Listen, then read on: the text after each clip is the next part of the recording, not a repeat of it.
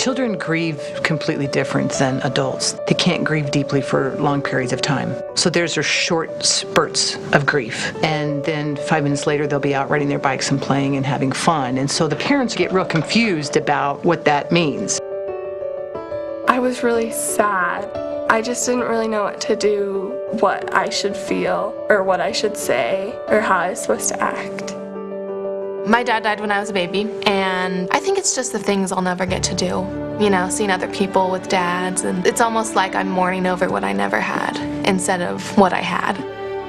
My mom had cancer, and hospice was taking care of her at her house, and her and my dad just told me about hospice and took me to one of their counselors. She actually died right before my first baseball tournament.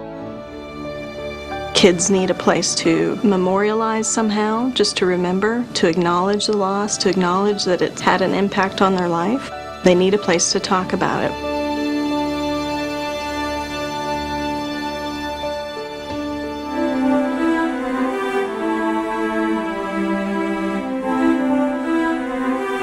I was a little skeptical, to be honest, in the beginning because I didn't really know how to react to it. And once I got there, they kind of like just welcomed you with open arms, and they knew what you were feeling, and that was really refreshing to just be able to talk about it. And they were so sincere and nice to us that it felt right. Sometimes the support is providing information and resources to parents or family members, phone calls and supportive conversation about how to communicate with a child who's had a loss, longer-term counseling and support sessions with kids or teens over time. Most kids can really benefit from learning about grief, our responses to it, how to communicate. They can learn about creating a vocabulary for feeling experiences, and they can learn to be creative with remembering their loved one. We break up into peer groups. So they're dealing with their grief process relative to their developmental stages, which gives them the opportunity to share and relate and learn from their peers. They really get down into the deep recesses of their hearts and pull out what hurts the most, and they show it to us, and they show it to each other, and it's very hard work. Camp Good Grief is one of my favorite parts of the summer. 48 hours, these kids, they heal. You can see them start this healing journey through their friendships and the things we do at camp. We have a story time where they each tell a story of their loved one, what they loved about them, and how life is different, and just how much they miss them. It showed me that there's people all over the place that are just like me, and I'm not the only one. I'm not the only one that had someone taken from me. I just love helping the little kids now. There's a need for this service in every community. I just really appreciate the courage that it takes for kids to work on this, to face it. That inspires me. It changes the state of their heart.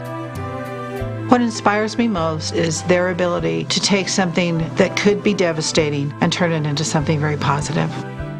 We see incredible acts of courage here every single day.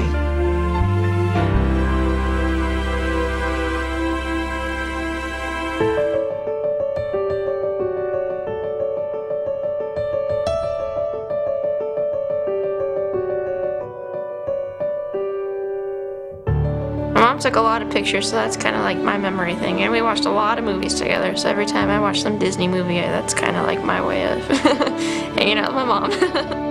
Going through death and cancer, it really helped me realize, you don't have to sweat the little things, but when something big comes, you can't just throw it to the side. You have to talk about it and bring it forward, or else it's just gonna eat you away inside. If hospice weren't around for me, I would be a tremendous wreck. I would still be depressed, and I wouldn't be helping people right now. Just for other kids not to have hospice, I can't imagine what they'd be going through right now.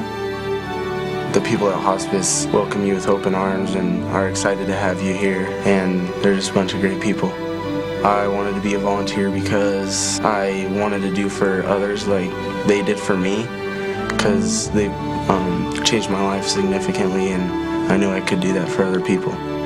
Now I don't just judge people by the way they look. I want to know what's happened to them in their lives. Teenagers shouldn't have to deal with this. It's not fair. but it happens a lot. And to have a program like Hospice at your side when you're dealing with this stuff, it makes you feel like you aren't alone, and that's crucial. I really see life differently now. I see it as anything can happen at any time, and that's why I want to do whatever I can do to help other people while I'm alive. It made me a stronger person that I know he would have been really proud of in every way. Grieving is a journey and a process that I don't think anybody ever gets out of. I have my dad's belt buckle. It's dolphins, because he loved the ocean. And we go back to the beach every summer where he grew up. And I have a locket with his picture in it, so I have my own special things.